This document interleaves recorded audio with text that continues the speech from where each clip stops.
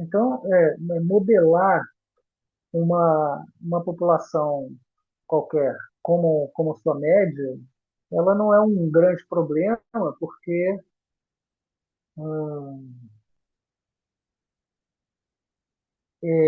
se você tem uma população suficientemente grande, né, as flutuações estocásticas de fato são desprezíveis, né? Então, a ideia, né, a gente já conhece a lei dos grandes números, mas estatística basicamente é o que nos protege dessa coisa. No entanto, esse comportamento pela média ele pode ser extremamente traiçoeiro, porque a gente sabe que modelos dinâmicos não lineares, que são esses casos de modelos de população, geralmente são modelos não lineares, eles vão apresentar um ou mais pontos de bifurcação, né, ou seja, pontos no espaço de estado, né, espaço de parâmetros também, no qual, quando a trajetória, quando essa média ultrapassa esse determinado ponto de bifurcação, muitas vezes a dinâmica muda qualitativamente de forma drástica, né? Então, quando você representa uma dinâmica da média, todas as alterações que a gente de interesse, que são essas mudanças do regime de estabilidade, ou do surgimento, ou extinção de equilíbrio, vai ocorrer com respeito ao momento em que a média ultrapassa o ponto de bifurcação. E isso nem sempre é o que mais nos interessa saber. A gente gostaria de saber o que de fato vai ocorrer com aquele sistema real, né? E aí eu estou assumindo aqui que quando a gente está fazendo modelagem, está modelando um sistema real, a gente não está interessado simplesmente nas propriedades matemáticas, não fazendo estudos mais matemáticos, mas a gente está simplesmente interessado em um conjunto de equações e as suas propriedades. Não é isso, a gente realmente está interessado naqueles conjuntos de equações na medida em que elas representam um sistema real. E o sistema real ele vai sempre ser, até uma frase forte, ele vai sempre ser heterogêneo, porque eu digo isso porque não existe nenhuma garantia no mundo das coisas serem homogêneas. Acho que é mais parcimonioso assumir que qualquer conjunto de objetos naturais é distinto um do outro, mais como norma do que como exceção. Então, então sob esse ponto de vista, sob o ponto de vista de que nós estamos interessados nas dinâmicas, nas mudanças de regime, etc., é muito importante saber em que momento vai estar sendo cruzado esses lineares, ou de que forma, quando eu relaxo o pressuposto da homogeneidade na população, de que forma vão mudar esses lineares, né? Então, aí é que mora o interesse, né? E aí é que, de repente, aí as propriedades de grandes números não nos protegem, né, completamente. Então, então, dito isso, né, acho que fica motivado o suficiente, porque a gente gostaria de saber, em última análise, quando a gente faz um modelo epidêmico desse, que a gente sabe que a gente tem um montão, a gente reconhece já diversas heterogeneidades de importância, como, por exemplo, a questão da imunidade, né? Os indivíduos não são igualmente suscetíveis ou imunes a um determinado patógeno, né? Seja por questão de imunização artificial, seja por questão de exposição prévia ao patógeno na imunidade natural, então tem uma série de mecanismos. Isso só falando uma coisa, poderíamos falar sobre diferenças de constituição mesmo, né, de cada grupo, existem grupos de risco, tem comorbidade, indivíduos que têm diabetes vão ter um desfecho da doença diferente, vão ter mais ou menos chance de transmitir, enfim, tem uma série de coisas, né? que a gente pode considerar, dependendo da doença, dependendo das peculiaridades de cada um. Então, na medida do possível, a gente gostaria de levar em consideração essas heterogeneidades. O problema disso é que a heterogeneidade parece ser um problema difícil de tratamento, porque, obviamente, você pode imaginar que representar todos esses detalhes vai explodir a complexidade do modelo de uma maneira que fica intratável numérica ou matematicamente ou mesmo numericamente. E, de fato, a gente pode pensar que uma representação direta, ou até ingênua dessas coisas, geraria esse tipo de problema. Mas, quando a gente está falando em abandonar o paradigma da homogeneidade, não precisa ir para o outro extremo, né? Então, se a gente conseguir inserir uma representação mais simples de heterogeneidade, a gente já consegue construir modelos mais realistas, né? Então, essa é a ideia. É, então, eu vou. Eu estava pensando nesse curso, né, me lembrei que uma das formas mais clássicas de representar a heterogeneidade, que apareceram primeiro, né? Pelo menos dentro do meu conhecimento, e pelo que eu vi também em uns artigos que eu li, pessoas também dizem isso, né? Que são umas primeiras formas de tentar representar a heterogeneidade era através da segmentação dos compartimentos. Então, ao invés de eu botar todo mundo na mesma caixa, eu subdivido aquela caixa em múltiplas caixas, e onde cada caixa pode ser diferente da outra, né? Essa abordagem, ela é chamada abordagem das metapopulações, no caso, porque isso significa dizer que uma população ela é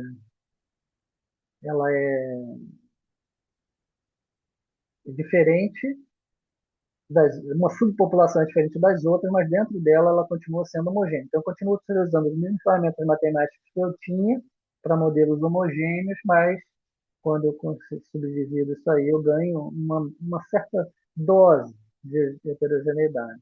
Então, aqui nesse artigo, que eu acho que depois ainda pode ser discutido em detalhe, mas minha ideia não estão vendo, não é o artigo aqui do Heathcote. Nesse artigo aqui, o Heathcote fala do ponto de vista de imunização, né? E ele começa, esse artigo é de 87, então eu mais para trás que eu estou voltando, é 87, né? Que é relativamente recente dentro da história da área, né? Mas já é suficiente para a gente ver que lá atrás a gente ainda não tinha muitas abordagens que vieram a surgir mais nesse século, nos últimos 10 a 15 anos. Mas ele dizia, ó, muitos modelos epidemiológicos assumem que a população é considerada uniforme e com mistura homogênea.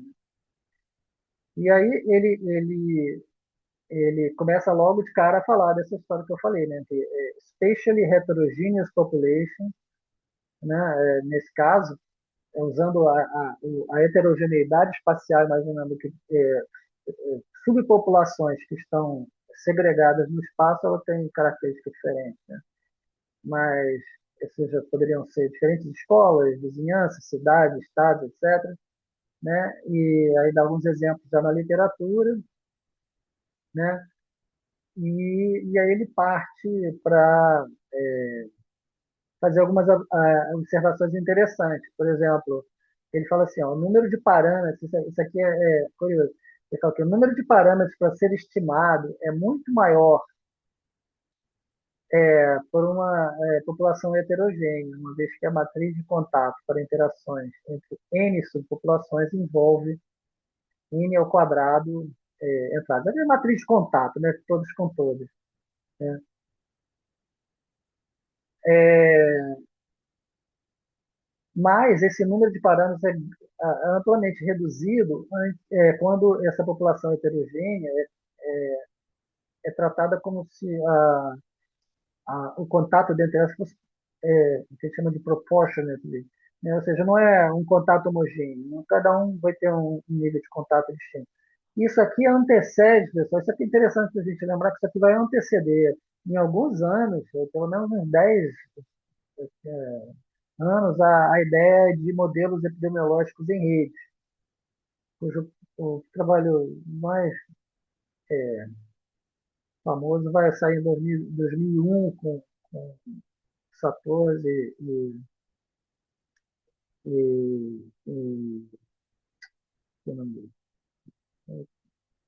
É, mas o ponto é que ele está querendo dizer aqui é assim, se você pegar essa matriz de contato, onde, de todos com todos, ou seja, que representa uma rede completa, né?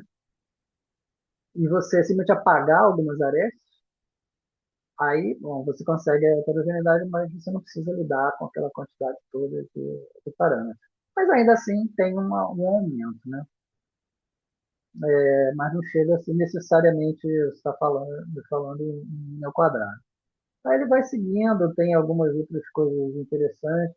Ele fala da falácia da homogeneidade, que se você tiver um modelo de imunização de população, você tratar uma população que de fato é heterogênea como se fosse homogênea, você não consegue eliminar a doença, não vou entrar em detalhes. Ele vai falar, isso é basicamente o assunto que ele vai falar no artigo, né? E então aí a gente começa a ver, né, já por esse artigo que essa forma de tratar a, a heterogeneidade como subpopulações já é bastante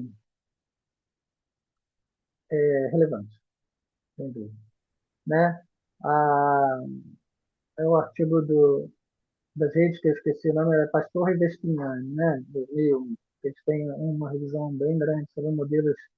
Não é bem uma revisão, eles fazem mesmo uma apresentação bem completa de modelos epidemiológicos em rede, com toda a análise de propriedades, etc. Bem interessante isso aqui. A gente pode adicionar essa lista aqui.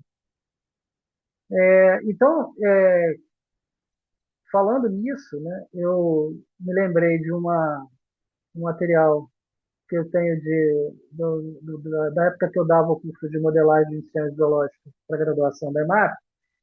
Eu tinha essa aula de modelos metapopulacionais. Eu falei, vou pegar, ela está no SAGE, SAGE Online Cocalc, né, o SAGE Online, né, então eu tenho aqui, está publicado, se quem quiser o link eu posso passar, dá para acessar, baixar.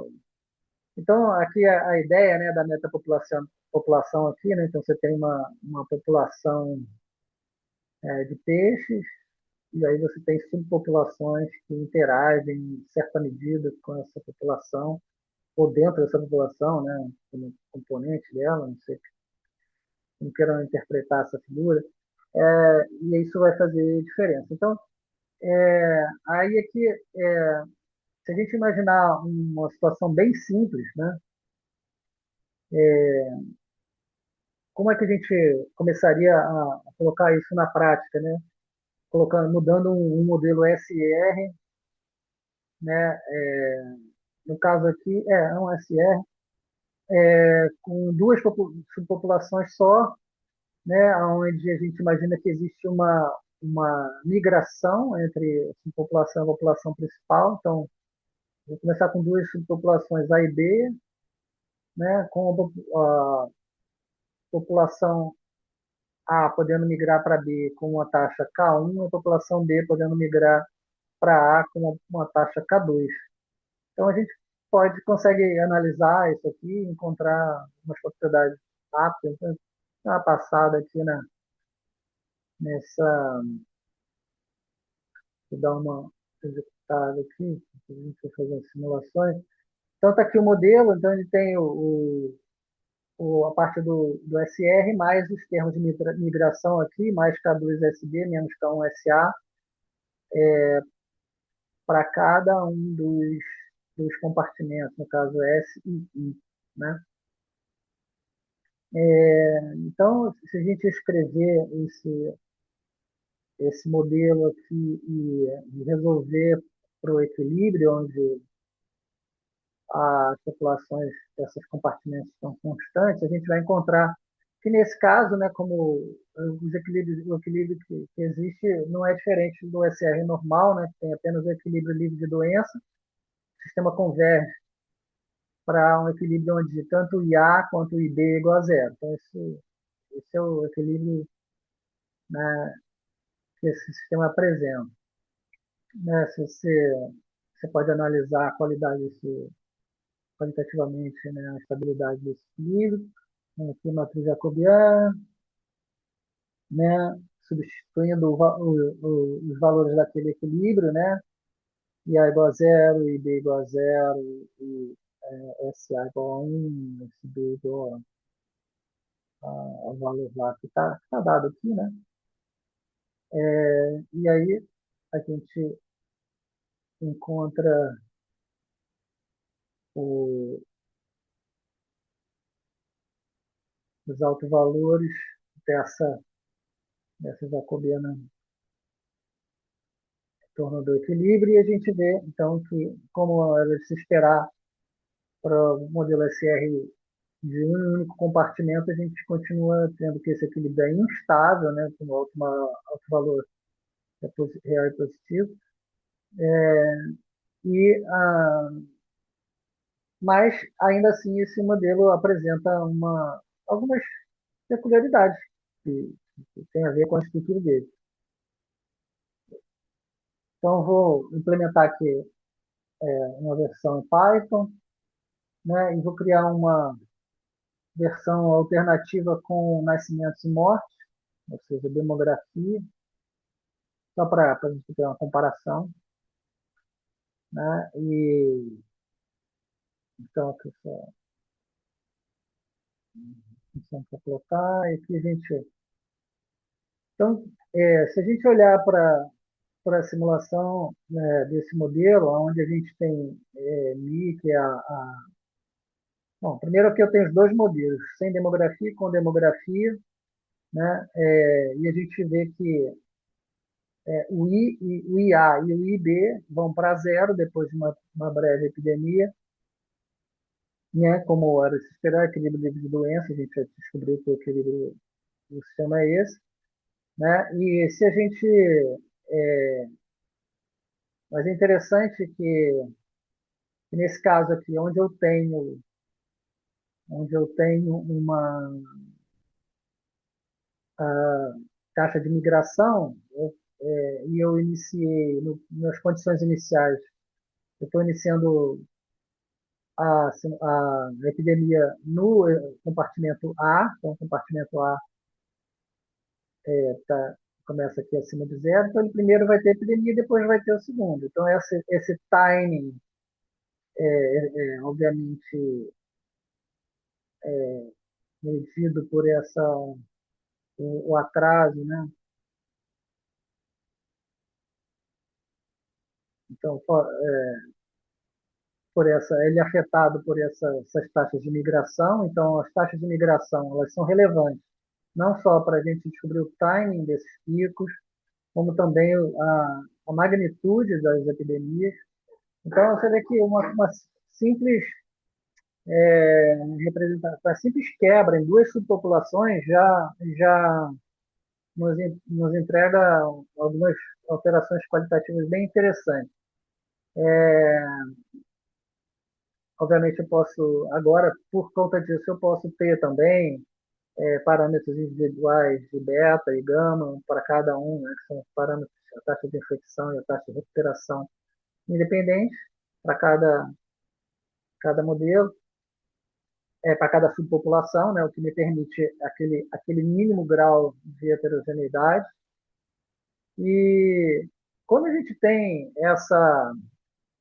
se eu zerar a, a transmissão de volta, ou seja, a migração de B para o A, eu continuo tendo uma continuo tendo a primeira epidemia sendo em A, a curva azul, mas depois eu tenho uma epidemia em B, muito maior, porque você não tem saída de indivíduos infecciosos lá, então eles continuam na mesma assim, população infectando ali, né, até terminar um pouco mais tarde, então vou mudar o fim da temporada epidêmica, né, eu vou ter essa defasagem. Então, estou novamente enfatizando coisas super simples, a representação mais ridícula de coisa. E, ao mesmo tempo, também é interessante a gente ver, vamos voltar aqui no nosso capa 2 aqui, para ser maior que zero, então, para a gente... se eu mudar agora esse modelo sem demografia para com demografia, aí a gente começa... Ah, sim, com demografia, tá. Só que agora eu estou com a taxa, com a taxa de natalidade tá zero, que está igual. Eu vou só selecionar aqui, vou botar centralizar aqui, vou na setinha aqui, e a gente vai ver que aquela propriedade, quando eu aumento a natalidade e mortalidade para serem maiores que zero, eu começo então a ter oscilações que vão convergir para um equilíbrio pontual endêmico. Então, os valores de S de A e B vão convergir para um valor maior que zero, né, no equilíbrio. E aí, quanto maior eu for aumentando essa migração, eu só vou causando uma atenuação mais forte da, dessa oscilação, né? Até que, se eu aumentar bastante aqui, eu tenho uma oscilação, ela vai quase que monotonicamente para o equilíbrio. E é interessante, porque se eu atingir um limite aqui, esse Mi aqui poderia ser acho que até maior do que um. Mas o ponto que eu quero dar aqui é o seguinte: quanto mais intenso. Ah, perdão. Quanto mais. Essa aqui não é migração. Então vamos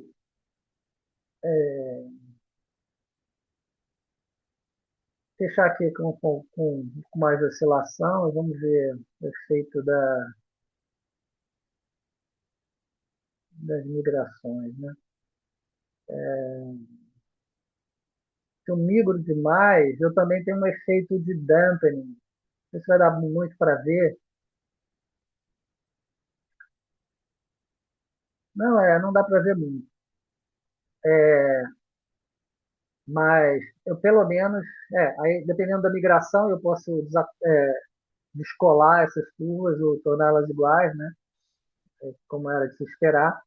Mas a ideia é que nesse modelo, à medida que quando a gente leva essa troca, a migração para o infinito, ele vai recair também no caso particular da SN.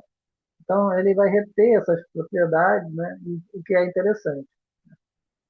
É, agora, não vou seguir aqui o resto da minha aula, mas vou mostrar só aqui uns exemplos.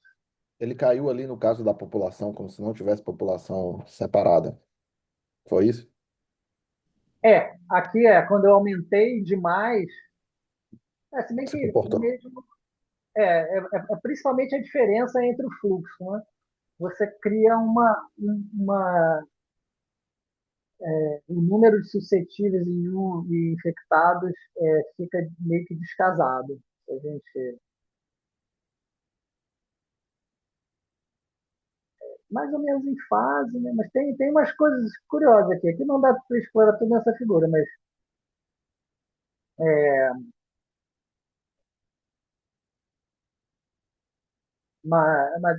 é isso. Né? Não sei se era essa a sua pergunta. É que o senhor tinha comentado no final que quando estava igual ali os casos, ele estava recaindo em alguma outra coisa. Aí eu estava perguntando se era recaindo como se tivesse só uma população, como se fosse caso homogêneo, era isso, ponto. É, basicamente, porque exatamente, elas funcionam como se fossem uma, elas estão Uhum. alinhadas. Se eu aumentasse isso aqui muito, provavelmente eu ia ter. Elas já estão. As curvas SA e SB estão juntas, né? E os R's ainda estão um pouco descolados, porque eles estão mais atrasados na dinâmica, né? Eles têm um delay maior. Mas a tendência é que eles vão formar a mesma tipo de curva, uma curva SR padrão, né? SR com demografia nesse caso, né? Vão convergir para aquele comportamento qualitativo. Aquele Mi ali era aumento de população? Esse Mi é a migração, é a renovação, renovação, Renovação. perdão. A gente, nesse caso, como é um modelo de população fechada, deixa eu mostrar aqui a equação novamente. Essa equação é passivo-A. Então, nessa equação com demografia, o que a gente faz? A gente adiciona uma mortalidade que a gente chama menos MI, menos MIR, menos MIS, menos, e a mesma coisa para a população B, e a gente adiciona um nascimento que é mais MI, SA, mais IA, mais RA. Ou seja, todo mundo que nasce, nasce suscetível, ou seja, nasce nesse compartimento aqui, ou nesse. Já as mortes são dentro de cada, são representadas aqui em cada compartimento, né? Você tem, mas estão morrendo aqui estamos usando uma mesma taxa, né, de mortalidade. Isso aqui, o fato da gente ter que esse termo aqui é igual à soma desses aqui, quer dizer, não é igual, mas somados eles cancelam, faz com que essa população ela seja estável. Ela tem renovação, mas ela é fechada. É uma população constante. Não é fechada não seria o termo, né? Ela tem conservação de massa, mas ela tem renovação. Tanto que entra é o mesmo que sai, no total, né? Então, geralmente são coisas que a gente gosta de fazer para simplificar a análise de modelos, mesmo modelos homogêneos, a gente costuma usar esse assumption de conservação de massa, né? Mas, só para dar um outro exemplo aqui de um modelo de metapopulacional, só que agora não é epidemiológico, a gente poderia escrever isso, se eu quisesse, por exemplo, escrever nesse exercício aqui um modelo com 5 subpopulações. Aí já é mais jogo escrever de forma matricial. Então aqui tem uma implementação que a gente tiver curiosidade pode ver. Aí eu abro aqui um pouco as continhas para as pessoas verem como é que acontece. Isso aqui é um modelo evolutivo, não é um modelo biológico, mas basicamente facilita você escrever a implementação. E o interessante aí é que você pode usar a própria matriz de contato, que é a matriz de que são pode ser vista como a taxa de migração entre uma subpopulação para outra, como a matriz de contato de uma matriz de vizinhança de uma rede, né? Então, nesse modelo em particular, por exemplo, né, aqui a gente até faz um gráfico mostrando os pesos, né, que nessa parametrização em particular a gente atribuiu para cada uma das arestas. E a gente vê que esse gráfico aqui, esse gráfico aqui ainda é completo, né, mas não precisa ser completo. Se não fosse completo, isso aí ainda teria mais impacto sobre a dinâmica. Então, aqui, um exemplo da dinâmica desse modelo, aí nesse caso tem várias variáveis de estado, né? Enfim, não vou entrar nesse detalhe. É, mas, então, quando a gente começa a, a pensar em modelos maiores, né? Maiores, eu quero dizer, com mais subpopulações nesse contexto, a gente começa a pensar, bom, a parte de código vai começar a sair de controle, né?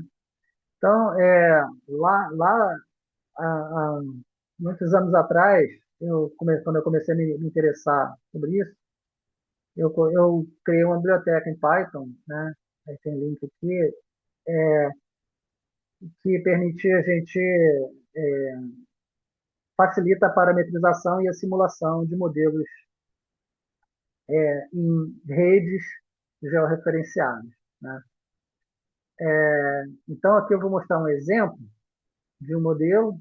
Então, então essa biblioteca ela permite você utilizar ou um modelo custom que você desenvolve, ou um modelo, tem uma família de modelos clássicos, SR, SS, SR com vacinação, sem vacinação. Tem uma família de modelos que seja prontos que pode utilizar.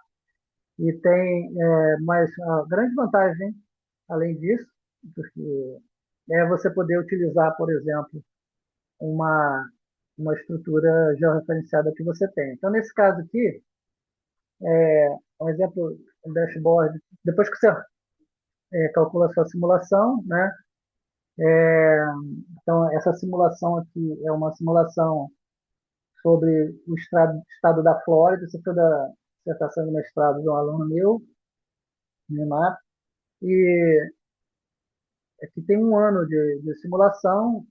Na época, acho que era Zika, que estava começando a espalhar na Flórida, e aí a gente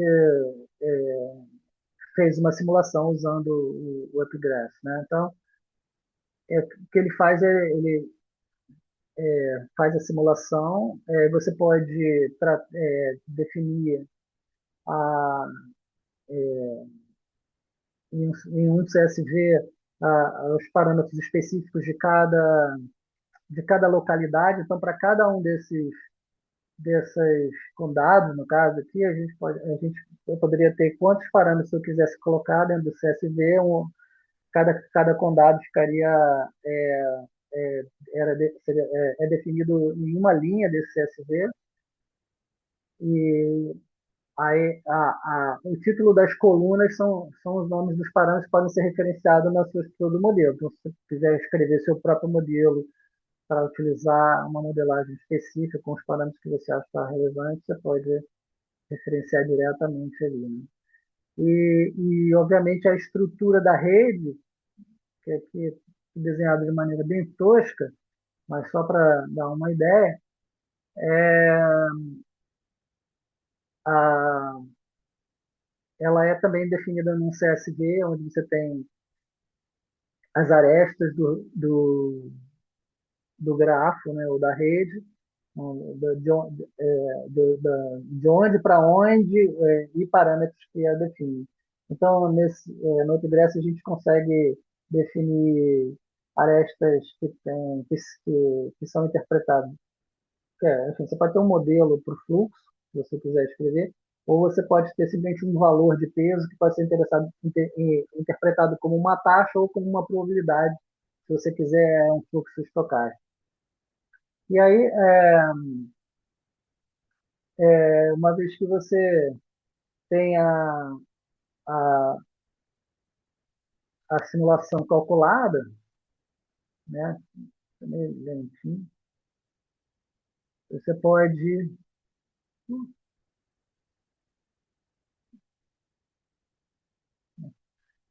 carregar aqui o mapa. Você pode aqui navegar o mapa e mostrar aqui.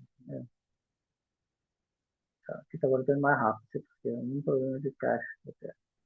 Aí você pode avançar aqui no tempo e vendo a coisa, né? E obviamente todas as séries estão armazenadas em um banco SQLite, ficam armazenadas em um banco SQLite para análise. E, é,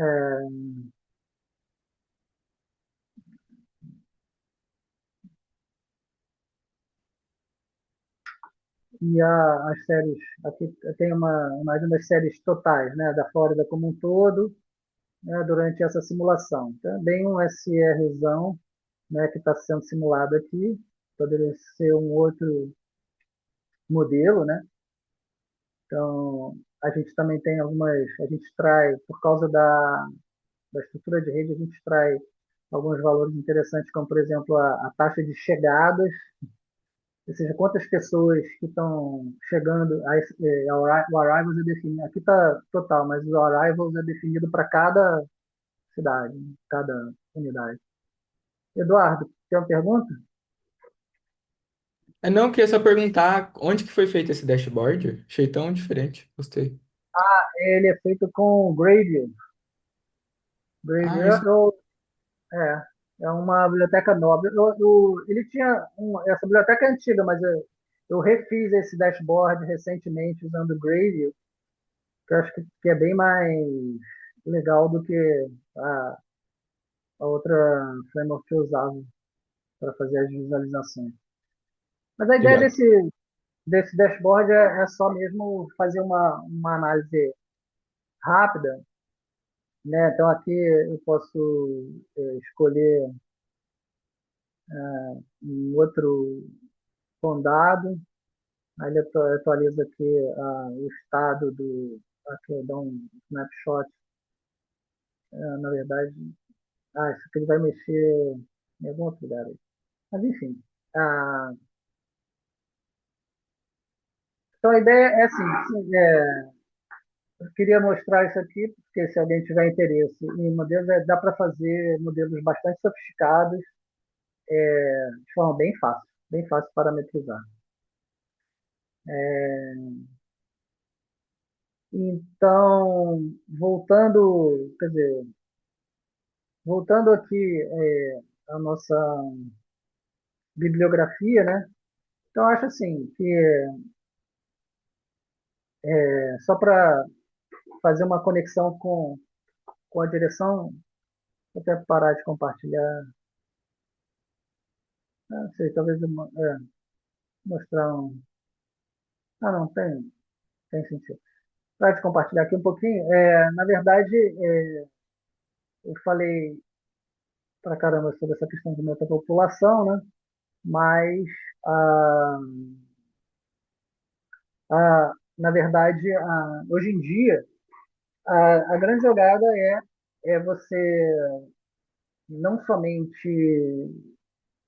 Você pode continuar, os modelos de metapopulações continuam sendo utilizados, mas o interessante é você conseguir fazer a representação dentro da heterogeneidade dentro do compartimento. O que significa que eu quero chegar com a heterogeneidade ao nível do indivíduo, mas eu não quero, nesse processo, ter que simular cada indivíduo. Então, os trabalhos mais recentes, particularmente dentro desse grupo de artigos que eu selecionei, eles vão na direção de definir uma representação paramétrica para variação de algum aspecto desses indivíduos dentro da população, né? Então, isso, o artigo que vai mais no alvo disso aqui é o artigo do Novosilov, de 2012, Novosilov Heterogeneous, está lá na lista. O artigo do Novosilov, ele, com uma pequena modificação na equação, ele consegue definir uma nova função de transmissão que pressupõe que, por exemplo, a susceptibilidade dos indivíduos segue uma distribuição gama, por exemplo. Isso é um dos resultados do trabalho dele. O que é muito legal, porque a distribuição gama é uma distribuição bastante flexível, dá para a gente representar bastante coisa, né? Dá para representar bastante formas de heterogeneidade na população, com apenas a introdução de um parâmetro. Isso é bem interessante. Então, nessa linha que a coisa está indo. E isso também pode ser aproveitado dentro da, dos modelos estocásticos, né? Porque na modelagem estocástica tem, existem várias formas de modelar populações de forma estocástica, mas umas delas são os processos markovianos, né, que são chamados processos de nascimento e morte, onde, na verdade, você modela a dinâmica do sistema como uma sucessão de eventos. E aí, como você modela a sucessão de eventos, em cada evento é algo que aconteceu a um indivíduo daquela população. E aí, no momento em que você calcula essa probabilidade do evento ocorrer, você pode calcular essa probabilidade já modelando essa probabilidade de tal forma que um dos parâmetros dessa probabilidade é uma variável aleatória que vai representar, de forma paramétrica ou não, a heterogeneidade de uma característica. Por exemplo, daria para fazer igualmente para para suscetibilidade ou algo assim, né? Então, é mais ou menos aonde essa teoria está, né, no momento, eu acho, assim, até onde eu sei, né? Porque tem muita coisa aí que a gente não vê. Mas, então, é isso. Eu tenho muita curiosidade de aplicar isso para a gente entender como que a gente, como que mudariam as conclusões que a gente tira quando a gente faz uma modelagem clássica dessas que a gente faz. Quando a gente considera simplesmente que a população não é homogênea, né? O quanto que isso é importante, né? Então, começar a trabalhar com isso, porque de fato não é uma coisa impossível, é uma coisa possível, só que a gente não tem o hábito de fazer. Então, é nessa linha que eu queria ir, né? E a ideia é que a Joyce, que está viajando, que ela estava com uma viagem marcada, ela vai trabalhar nessa linha, e tentar pegar os modelos clássicos de dengue e colocar a heterogeneidade. Então, mais ou menos isso. E aí, pessoal? 10 perguntas. Com essa parte mais básica, eu já tenho um pouco de experiência, porque no meu TCC eu fiz um modelo metapopulacional, aí eu assumi que o fluxo entre as regiões era utilizando o modelo gravitacional, Ah, legal. proporcional Mais estocástico ou simplesmente tático? determinístico. Né? Determinístico. Uhum. Legal. Não, é isso mesmo. Isso é bem útil, né? Porque, primeiro, que permite você considerar essas questões dos atrasos. Quando você quebra essa população, os atrasos mudam tudo, né? O efeito da escala corre diferente. Tem um outro elemento na simulação que mais raramente eu vi ser tratado, que é a forma da heterogeneidade.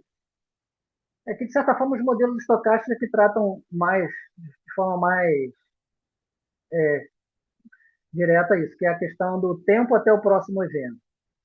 Modelos estocásticos eles fazem isso, né? Então, eles têm uma probabilidade de evento ocorrer, então eles conseguem calcular o tempo até o próximo, e então o tempo não é homogêneo, isso é legal, né? Que quando a gente trabalha com PDO, né, de certa maneira a gente está trabalhando com um reloginho, né, com um tique, na hora que a gente faz a solução numérica, né, eu acho que, analiticamente, eu não me arrisco a dizer qual seria a consequência, mas acho que tem também um imprint dessa coisa bom, primeiro é a continuidade, né? Então, no modelo estocástico tipo cadeia de Markov, você pode ter população discreta, que é o caso, porque você modela as transições entre indivíduos de um estado para o outro, então o estado é discreto, mas é considerado o tempo contínuo, mas você não trabalha que o sistema está em transformação contínua, ele vai dar um salto em um determinado momento, né? Então o sistema ele anda em degraus, o que é interessante. Como o modelo de estado discreto precisaria ser, né? Mas aí esse degrau ele não é fracionário, ele é só quando Então tem um espaçamento não homogêneo entre as observações. Interessante. Isso aí é mais difícil de incorporar. E isso cria um, também um gargalo para simulações quando você está simulando sistemas muito grandes e você tem com taxas constantes que são muito baixas, às vezes você é obrigado, se você está trabalhando com uma taxa, ou seja, um fluxo determinístico, você tem que estar sempre atualizando o estado de cada fluxo, mesmo que dada a probabilidade dele, é mais ou menos como se não tivesse nada acontecido, né? Ou seja, de ontem para hoje ocorreu 0,0001 novos casos de dengue. Não existe isso, né?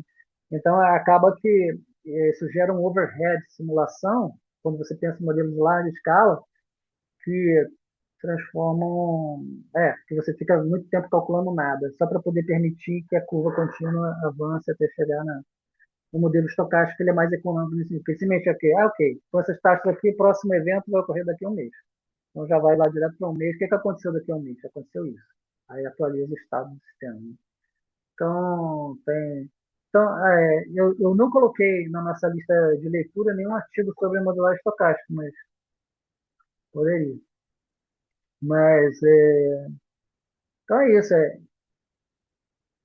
ideia é a gente bater papo sobre esses, sobre essas abordagens de como incorporar essa heterogeneidade. Aí daqui para frente seria legal que vocês escolhessem por conta própria aí algum artigo que achem interessante para liderar uma discussão. Não precisa apresentar.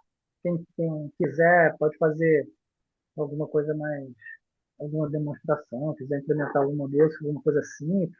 Mas, em princípio, só liderar a discussão e para a gente ver prós e contras, como é que se compara com outras abordagens que a gente já tiver discutido, etc. A ideia é essa. Eu estou na situação contrária do Edu aí. Tô aqui justamente para aprender um pouco mais, até aproveitar para aprender o básico. Eu nunca modelei, por exemplo, nenhum SR. Ah, Então, legal. até aprender esse básicozinho e de repente pegar um. Eu não sei se de repente se eu tenho alguma sugestão de algum artigo que dê para Tá. aprender esse básico e de repente dar um passinho a mais aí nessa direção. Pô, beleza, vou te passar sim, te passo direto. Tem acho que um capítulo de livro que acho que é bom para você pegar assim, a, Eu pegar gosto com arroz. bastante, não sei se é o que você vai recomendar, mas eu gosto bastante do livro do Killing e O Rohane. feeling é legal. Eu ia sugerir o livro do Fred Brauer, que tem um capítulo de SR muito bom também. É porque, se eu não me engano, no livro do Killing ele tem a questão do SR inicial e depois lá na frente já tem um de metapopulação já.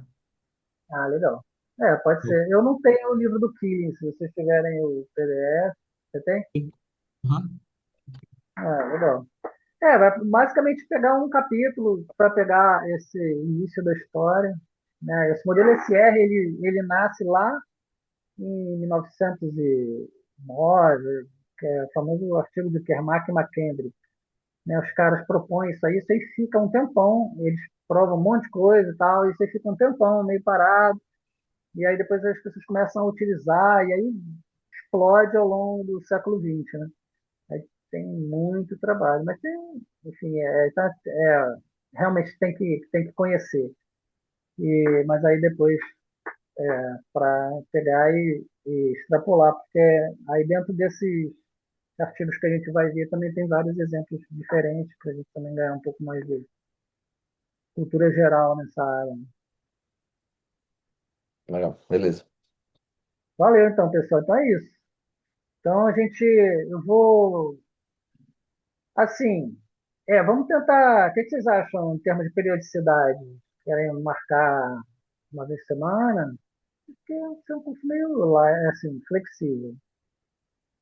Por mim parece que é ok. Tá, então Uma vamos. pergunta, a gente podia, talvez, em algum lugar, criar talvez você podia compartilhar uma planilha no Google com o nome do artigo e quem vai ficar responsável por liderar. Daí, a partir disso, a gente vai definindo datas. Beleza, tá bom, fazer isso. Maravilha. Então tá, pessoal. Um abraço. Valeu, professor. Então, tchau, tchau, Valeu. tchau. Aí, se puderem compartilhar lá no Discord os livros, os títulos, eu Pode deixar. anoto.